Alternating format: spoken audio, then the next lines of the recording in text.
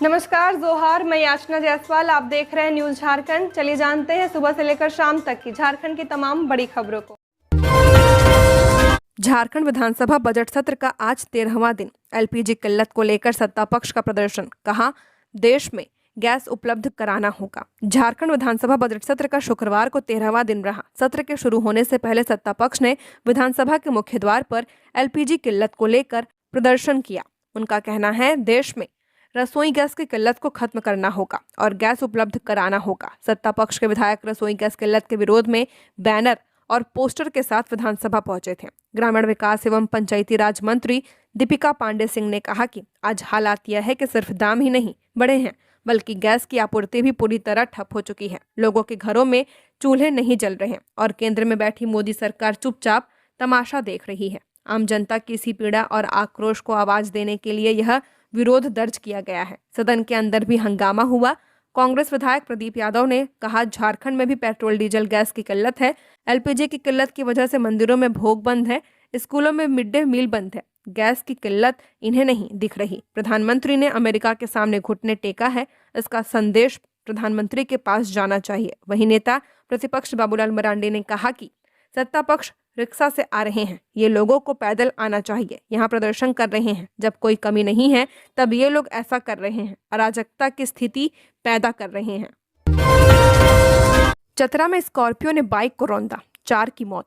एक ही बाइक पर सवार थे 4 छात्र। आक्रोशित ग्रामीणों ने किया सड़क जाम। चतरा के पिपरवार थाना क्षेत्र के चिरायाटांड में गुरुवार शाम एक सड़क हादसे में 4 किशोरों की मौत हो गई। अनियंत्रित स्कॉर्पियो ने मोटरसाइकिल को टक्कर मार दी, जिससे यह हादसा हुआ। घटना के बाद स्कॉर्पियो को मौके पर छोड़ चालक फरार हो गया। पुलिस के अनुसार एक ही मोटरसाइकिल पर सवार 4 किशोर मैट्रिक की परीक्षा देकर घूमने निकले थे। चिरायाटांड के पास तेज रफ्तार स्कॉर्पियो ने बाइक को सामने से टक्कर मार दी। टक्कर इतनी भीषण थी कि मोटरसाइकिल सवार 3 किशोरों की मौके पर मौत हो गई। वहीं चौथे किशोर ने अस्पताल ले जाते समय रास्ते में दम तोड़ दिया।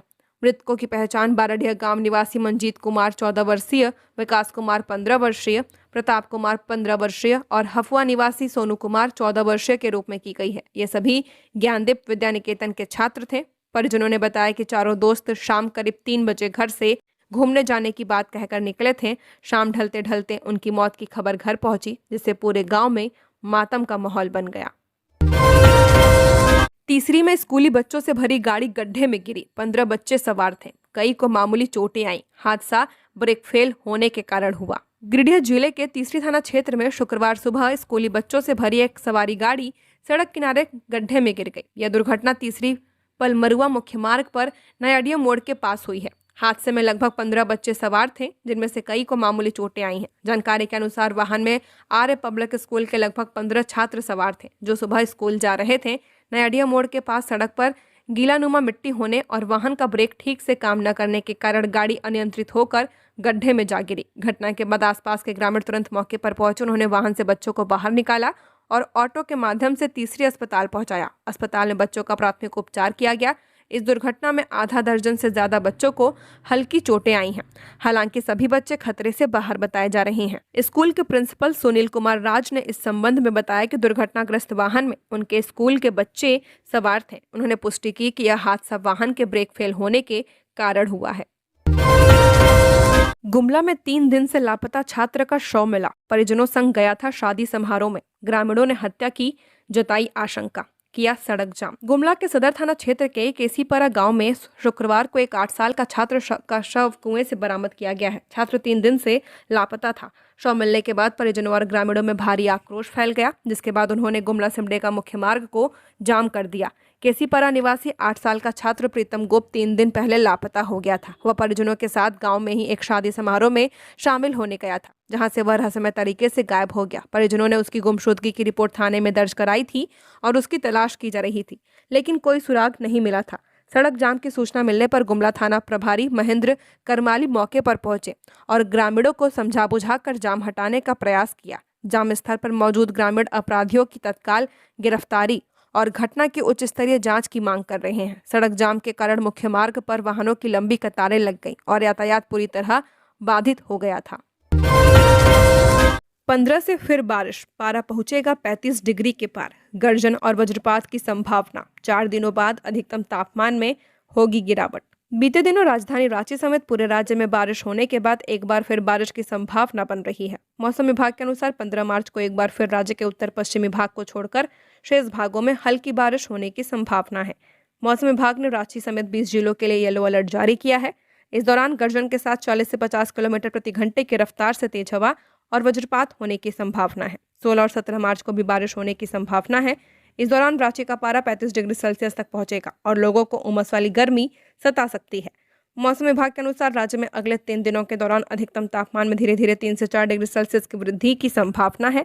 इसके बाद अगले 2 दिनों में इसमें 2 से 3 डिग्री सेल्सियस की गिरावट हो सकती है। 14 मार्च तक आसमान मुख्यतः साफ रहेगा और मौसम शुष्क बना रहेगा। इसके बाद 15 मार्च से 17 मार्च तक पुनः बारिश का अलर्ट है। इधर मौसम में आई इस अचानक ठंडक से लोगों को गर्मी से कुछ राहत मिली है। 15 मार्च को पलामू, गढ़वा, चतरा और लातेहार को छोड़कर शेष हिस्सों में कहीं कहीं पर गर्जन के साथ बारिश हो सकती है। वहीं 30 से 40 किलोमीटर प्रति घंटे की रफ्तार से हवा चल सकती है। वज्रपात की भी संभावना है। गढ़वा में घरेलू गैस की ऑनलाइन बुकिंग बंद, पुलिस सुरक्षा के बीच हो रहा वितरण। गढ़वा शहर में घरेलू गैस की ऑनलाइन बुकिंग अब बंद हो चुकी है। अब उपभोक्ता गैस बुक करने के लिए एजेंसी द्वारा दिए गए नंबर पर फोन कर रहे हैं। शहर के ब्लॉक के पास स्थित इंडियन गैस कार्यालय और गोदामों में भारी भीड़ उमड़ रही है। इस स्थिति के कारण वितरक ने जिला प्रशासन ने से पुलिस सुरक्षा की मांग की है, क्योंकि लोग अब मारपीट पर उतर रहे हैं। पुलिस सुरक्षा के बीच ही अब गैस का कागजी काम और वितरण किया जा रहा है। उपभोक्ताओं ने आरोप लगाया कि उन्हें समय पर गैस नहीं मिल रही और कुछ लोग गैस का कालाबाजारी भी कर रहे हैं। वहीं गैस एजेंसी के वितरक अरविंद तूफानी ने कहा कि नियम के अनुसार आए उपभोक्ताओं को कोई समस्या नहीं है। नियम के विरुद्ध गैस लेने वाले ही दिक्कत में हैं। उन्होंने कहा, हमारे पास गैस की कमी नहीं है, थोड़ी दिक्कत है, इसलिए पुलिस सुरक्षा मांगी गई है। इसके बाद सब सामान्य हो जाएगा। पूर्व मंत्री मिथिलेश ठाकुर ने इस मामले पर प्रशासन की कार्यशैली पर सवाल उठाते हुए कहा कि पदाधिकारी और अनुमंडल पदाधिकारी गैस की व्यवस्था के लिए ठोस पहल करें। उन्होंने कहा कि वर्तमान में अनुमंडल पदाधिकारी केवल फोटो खिंचवाने और नेताओं तरह भाषण देने में व्यस्त हैं। गढ़वा के डीसी दिनेश यादव ने कहा कि जिले में गैस और पेट्रोल की कोई कमी नहीं है। उन्होंने चेतावनी दी कि जो लोग जमाखोरी करते हैं या ऊंचे दामों पर बेचने की सूचना मिलती है, उनके खिलाफ कार्रवाई की जाएगी। एलपीजी संकट, पंजाब में सिलेंडर लेकर भागते दिखे लोग। कांग्रेस का दिल्ली में चूल्हा लेकर प्रदर्शन, राजस्थान में सिलेंडर की शव यात्रा निकाली। अमेरिका इजराइल के ईरान से जंग की वजह से देश भर में एलपीजी की किल्लत हो चुकी है। गैस एजेंसियों के बाहर लंबी कतारें हैं। गैस सिलेंडर की कालाबाजारी और जमाखोरी भी हो रही है। कॉमर्शियल सिलेंडर की 4 दिन से सप्लाई नहीं हो पा रही। वहीं पंजाब में लोग सिलेंडर लेकर भागते दिखे। केरल में गैस किल्लत से करीब 40% रेस्टोरेंट बंद होने की कगार पर है। उधर दिल्ली में कांग्रेस कार्यकर्ताओं ने एलपीजी सप्लाई की बिगड़ी स्थिति को लेकर केंद्र सरकार के खिलाफ प्रदर्शन किया। विरोध जताने के लिए अपने साथ मिट्टी के चूल्हे लेकर आए थे। होटल रेस्टोरेंट में गैस का स्टॉक खत्म होने से बिजनेस ठप होने लगा है। कई जगह ताले भी लटकने लगे हैं। वहीं कोटा समेत कई शहरों में हॉस्टल, मेस और ढाबों में मजबूरी में लकड़ी, कोयले और इलेक्ट्रिक चूल्हों पर खाना बनाया जा रहा। कई शहरों में एजेंसियों पर सुबह 5 बजे से ही लंबी लाइनें लग रही हैं और सिलेंडर न मिलने पर लोगों की पुलिस से झड़प तक हो रही। इस संकट के बीच सिलेंडर की कालाबाजारी भी हो रही है, जिसके विरोध में कांग्रेस ने जयपुर में सिलेंडर की शव यात्रा निकाली है।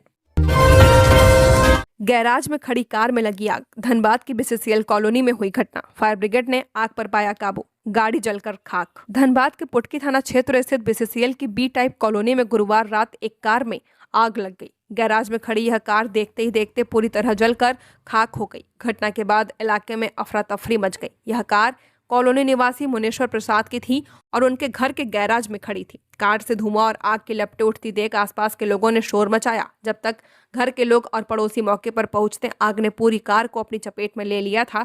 घटना की सूचना पुटकी पुलिस को दे दी गई, जिसने अग्निशमन विभाग को बुलाया। फायर ब्रिगेड की टीम ने मौके पर पहुंचकर काफी मशक्कत के बाद आग पर काबू पाया है। हालांकि तब तक कार पूरी तरह जलकर नष्ट हो चुकी थी। गोला थाना घेराव मामले में जेएलकेएम नेता संतोष महतो समेत 4 ने किया आत्मसमर्पण। गोला थाना क्षेत्र में सड़क दुर्घटना के बाद दर्ज प्राथमिकी को लेकर सियासी विवाद गहरा गया। झारखंड लोकतांत्रिक क्रांतिकारी मोर्चा के केंद्रीय सचिव संतोष महतो, जिला अध्यक्ष देवानंद महतो, शिवनंदन मुंडा और शहबाज अनवर गोल्डी ने शुक्रवार को न्यायालय में आत्मसमर्पण कर दिया। बताया जा रहा कि अक्टूबर 2024 में गोला रजरप्पा मुख्य मार्ग पर सड़क दुर्घटना में अजीत हेम्ब्रम और सागर हेम्ब्रम की मौत हो गई थी। इस घटना के बाद न्याय की मांग को लेकर जेएलकेएम नेताओं और कार्यकर्ताओं ने गोला थाना का घेराव किया था। इसी मामले में पुलिस ने सड़क जाम, पत्थरबाजी और सरकारी कार्य में बाधा समेत कई धाराओं में मामला दर्ज किया था। मामले में दर्ज प्राथमिकी को लेकर जेएलकेएम नेताओं ने प्रशासन पर साजिश का आरोप लगाया। पार्टी नेताओं का कहना है कि वे केवल पीड़ित परिवारों को न्याय दिलाने की मांग कर रहे थे। मार्च में ही सूखने लगी पलामू की लाइफलाइन कोयल नदी। पलामू की लाइफलाइन मानी जाने वाली कोयल नदी इस साल मार्च महीने में ही सूखने लगी है। जिले के कई घाटों और तटों पर पानी का स्तर काफी कम हो चुका है और कई जगहों पर रेत के टीले दिखाई देने लगे हैं। गर्मी की शुरुआत में ही नदी का जलस्तर गिरने से आसपास के गांवों में पेयजल और सिंचाई को लेकर चिंता बढ़ने लगी है। वहीं मेदिनीनगर निगम में पानी की किल्लत होने की आशंका जताई जा रही है। मौसम विभाग के आंकड़ों के अनुसार साल 2025 में पलामू जिले में अच्छी वर्षा दर्ज की गई थी। जून 2025 में 252.9 मिलीमीटर बारिश हुई है, जो सामान्य से 121.6 मिलीमीटर से लगभग 108% ज्यादा थी। वहीं जून से अगस्त 2025 के बीच जिले में करीब 960 मिलीमीटर से ज्यादा वर्षा दर्ज की गई है। अच्छी बारिश के कारण जिले में लगभग 97% धान की रोपनी संभव हो सकी थी। इसके बावजूद गर्मी शुरू होते ही कोयल नदी का जलस्तर तेजी से गिरने लगा, जिसने लोगों की चिंता बढ़ा दी है।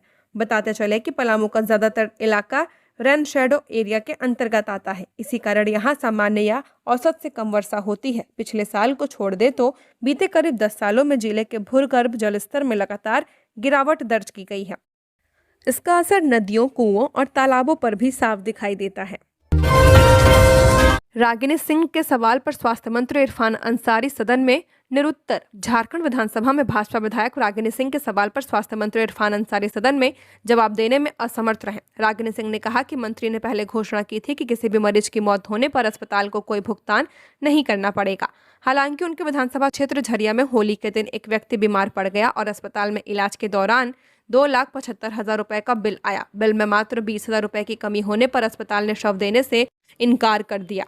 रागिनी सिंह ने कहा कि सरकार केवल घोषणाएं करती है, लेकिन जमीन पर ये लागू होते ही नहीं हैं।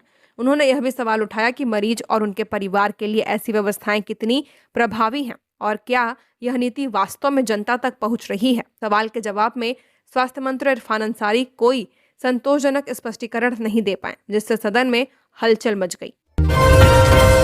बाघों की गणना में झारखंड ने मारी बाजी। पहले चरण का कार्य पूरा करने वाला बना पहला राज्य। टाइगर एस्टिमेशन 2026 के पहले चरण का कार्य पूरा करने वाला झारखंड देश का पहला राज्य बन चुका है। इसी क्रम में पलामू टाइगर रिजर्व समेत देश भर में बाघों के साथ साथ बिल्ली प्रजाति के अन्य वन्य जीवों की संख्या का आकलन करने के लिए टाइगर एस्टिमेशन 2026 की प्रक्रिया चल रही है। इसके तहत देश के कुल 58 टाइगर रिजर्व में बाघों की गणना की जा रही है। इस प्रक्रिया में बाघों के अलावा तेंदुआ, जंगली बिल्ली समेत अन्य बिल्ली प्रजाति के जीवों की मौजूदगी और उनकी गतिविधियों का भी आकलन किया जा रहा है। पहले चरण में जंगलों में पगमार्क की पहचान, मलमूत्र के नमूने एकत्र करने, ट्रेल सर्वे के साथ साथ इकोसिस्टम, कैनोपी कवर और जंगलों में पाए जाने वाले पौधों के प्रकार का सर्वेक्षण किया गया। भतीजी की शादी कराने गए कारोबारी के घर से 3 लाख की चोरी। चोरों ने 20 घरों में किया हाथ साफ। झारखंड के पलामू में चोरों ने कारोबारी के बंद घर को निशाना बनाते हुए बड़ी चोरी की घटना को अंजाम दिया है। नौडिहा बाजार थाना क्षेत्र के सरेडिया पुलिस पिकेट के सामने स्थित व्यवसायी प्रदीप साव के घर में अज्ञात चोरों ने करीब 3 लाख रुपए नकद और लगभग 17 लाख रुपए के जेवर सहित कुल करीब 20 लाख रुपए की संपत्ति चोरी कर ली है। घटना बुधवार रात की बताई जा रही। जानकारी के अनुसार व्यवसायी प्रदीप साव अपने परिवार के साथ चैनपुर स्थित एक मैरिज हॉल में भतीजी की शादी में शामिल होने पहुंचे थे। इसी दौरान चोरों ने उनके बंद घर को निशाना बनाया। घर में कोई मौजूद नहीं होने का फायदा उठाकर चोरों ने पीछे की दीवार तोड़कर अंदर प्रवेश किया और वारदात को अंजाम दिया है। गुरुवार को जब प्रदीप साव और उनका परिवार शादी समारोह से वापस लौटा तो घर का नजारा देखकर उनके होश उड़ गए। चोरों ने घर के पीछे की दीवार को तोड़कर अंदर घुसने के बाद कमरे में रखी अलमारी और बक्सों को तोड़ दिया था। घर में रखे करीब 3 लाख रुपए नकद और लगभग 17 लाख रुपए के सोने चांदी के जेवर चोर अपने साथ ले गए थे। चोरी की इस घटना से परिवार पूरी तरह सदमे में है। जमीन म्यूटेशन और भू राजस्व व्यवस्था पर सदन में जोरदार बहस। बाबूलाल बोले, रसीद कटवाने के लिए पैसे मांगे जाते हैं।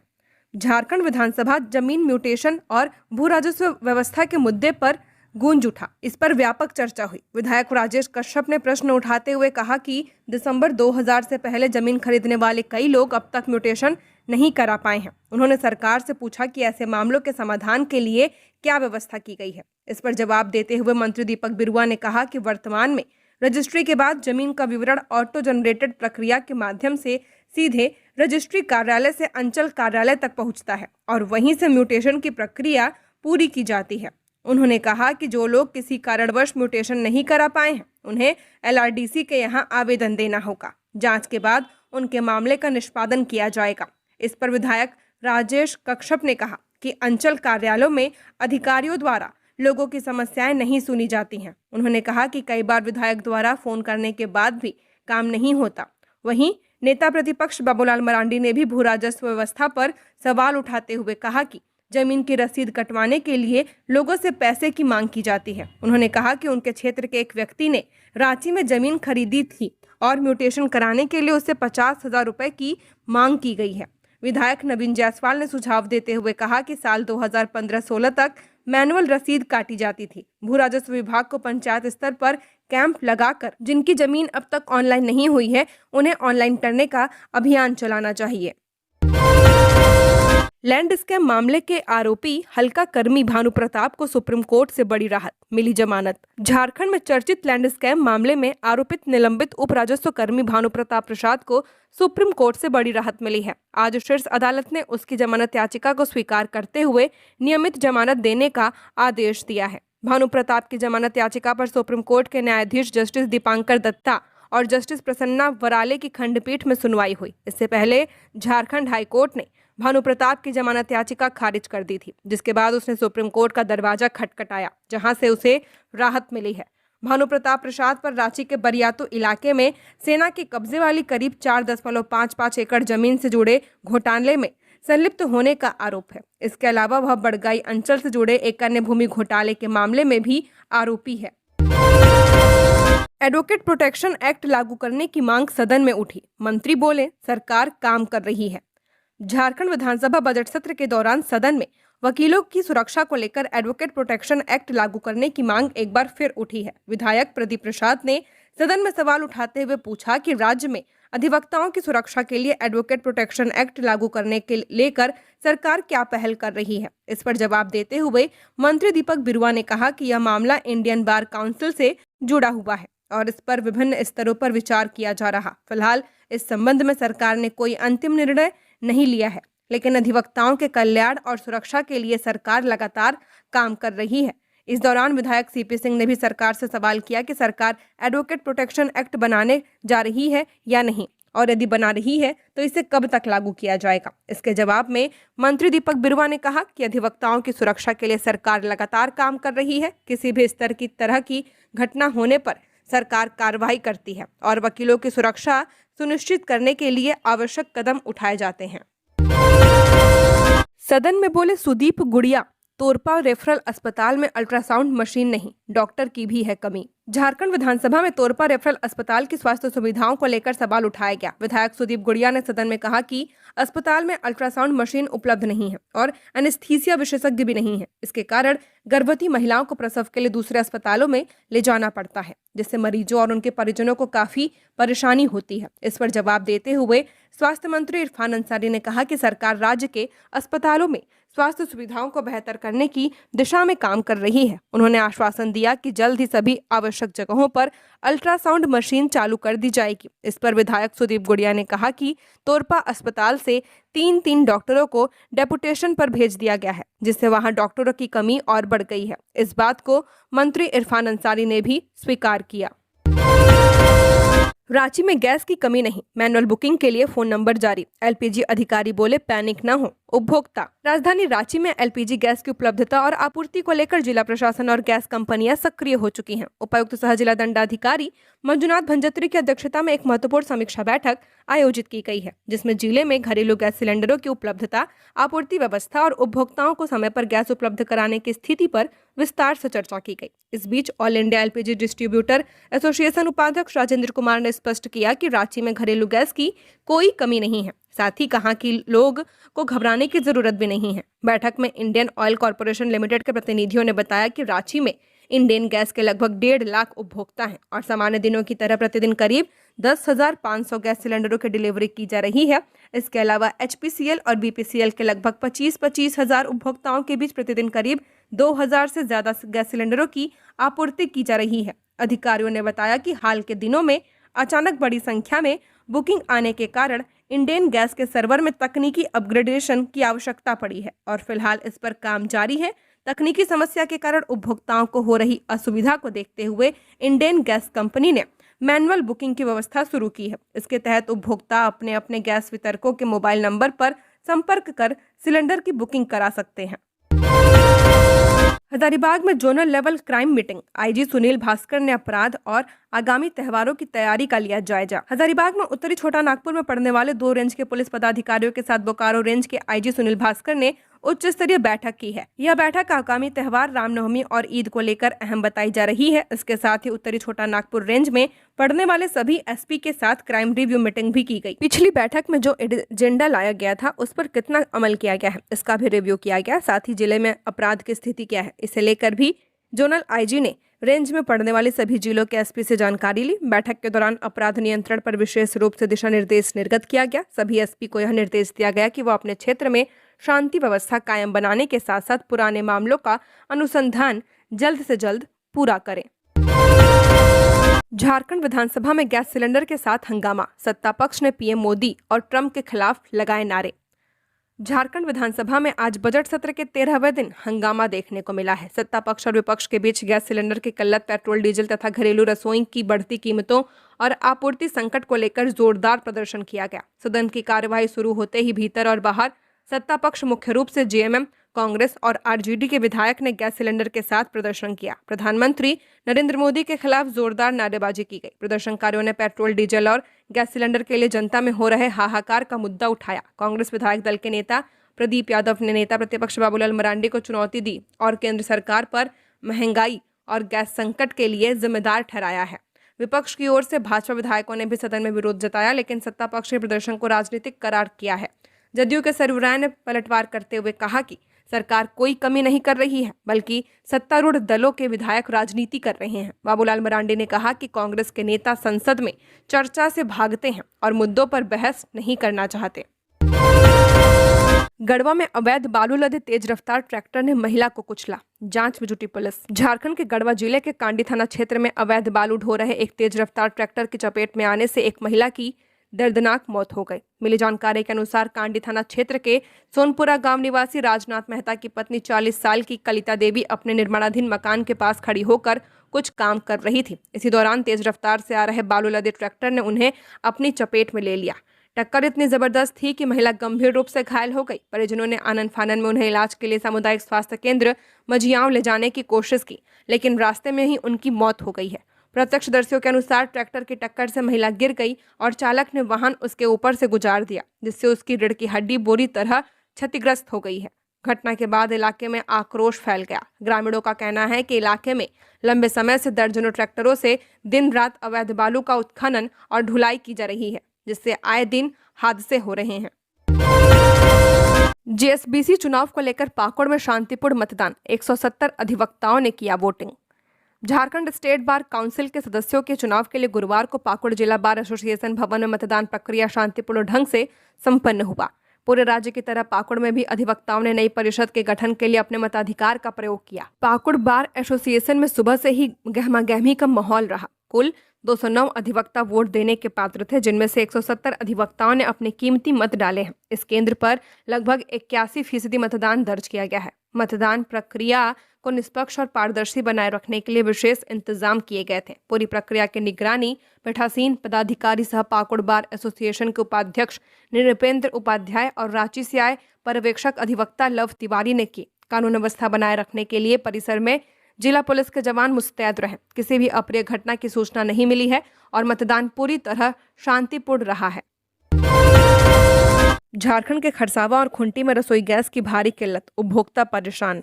झारखंड के कई इलाकों में इन दिनों रसोई गैस सिलेंडर की किल्लत से लोगों में को भारी परेशानी का सामना करना पड़ रहा। सरायकेला, खरसावा और खुंटी जिले में घरेलू और कमर्शियल दोनों तरह के गैस सिलेंडरों की कमी देखी जा रही।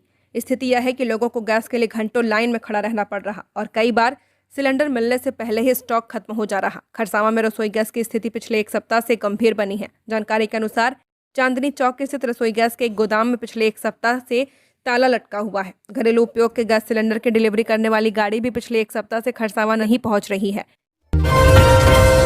गुमला नगर परिषद चुनाव, उपाध्यक्ष पद के लिए शपथ पत्र भरवा रहा एक प्रत्याशी।